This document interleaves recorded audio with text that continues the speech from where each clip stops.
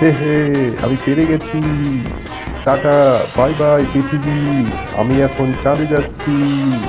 আমার তৈরি project mission moon successful. ইয়ে, হাহা, হুহু।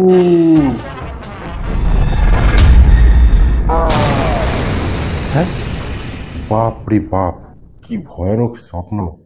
এক্ষুনি গেছিলাম, ভাগ্যে সেটা স্বপ্ন ছিল। ইনি হলেন কালটু মাতাল। কালটু মাতাল মাতাল হলেও তার একটি বড় স্বপ্ন চাঁদে যাওয়া। সে বাড়িতেই জুগাড় লাগিয়ে একটি আস্ত রকেট বানিয়ে ফেলেছে। তার স্বপ্ন চাঁদে যাওয়া।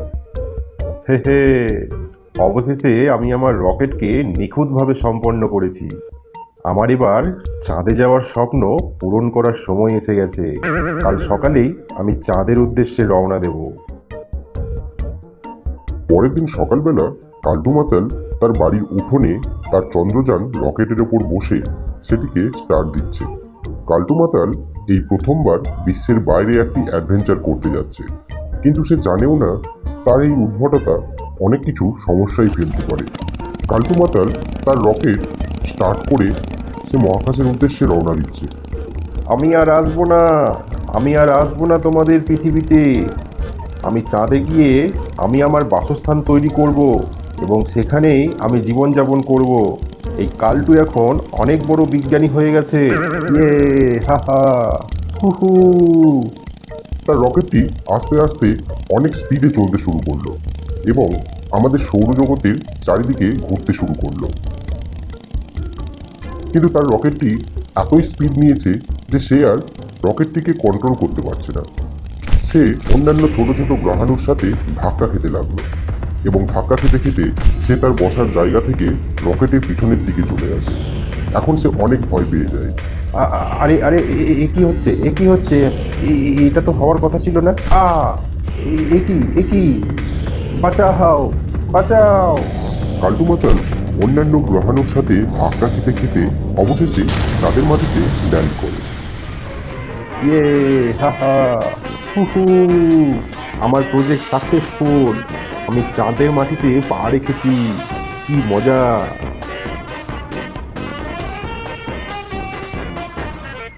কালটু মাতাল চাঁদ সম্পর্কে যেরকমটা ভেবেছিল, সে চাঁদে এসে দেখে তার একদমই বিপরীত অবস্থা। এ এ কি? চারিদিকেই তো শুধু পাথর আর পাথর। আমি তো ভেবেছিলাম এখানে সমস্ত কিছুই থাকবে। এখানে আমি কি করে বাঁচবো? না আছে কোনো খাবার, না আছে জল। হায় হায় হায়, আমি তো সবাইকে বলে এলাম আর পৃথিবীতে যাব না। কিন্তু এবার কি করি? শেষ পর্যন্ত আবার পৃথিবীতেই ফিরে যেতে হবে। এবার তো আমার খিদেও পেয়ে গেছে। কালটু মাতাল সারাদিন কাটানোর পর তার প্রচণ্ড খিদে পেয়ে যায়, এমনকি সে জল পর্যন্তও পায় না। অবশেষে সে সিদ্ধান্ত নেয় পৃথিবীতে ফিরে যাওয়ার। কিছুক্ষণ পর সে তার রকেটটিকে আবারও স্টার্ট দেয় এবং পৃথিবীর উদ্দেশ্যে রওনা দেয়। তার রকেটটি চাঁদে আসার সময় অনেক গ্রহাণুর সাথে ধাক্কা খেতে খেতে আসে এবং সেই ধাক্কা খাওয়ার জন্য রকেটটির একাংশ খারাপ হয়ে যায়। প্রথম অবস্থায় রকেটটি ঠিকঠাক চললেও কিছুক্ষণ যাওয়ার পরেই আবারও অন্যান্য গ্রহাণুর সাথে ধাক্কা খেতে থাকে এবং রকেটের অবস্থা আরও খারাপ হয়ে যায়। এর কিছুক্ষণের মধ্যেই রকেটটিতে আগুন ধরে যায়। এ কি? এবার আমি কি করব? রকেটে তো আগুন ধরে গেল।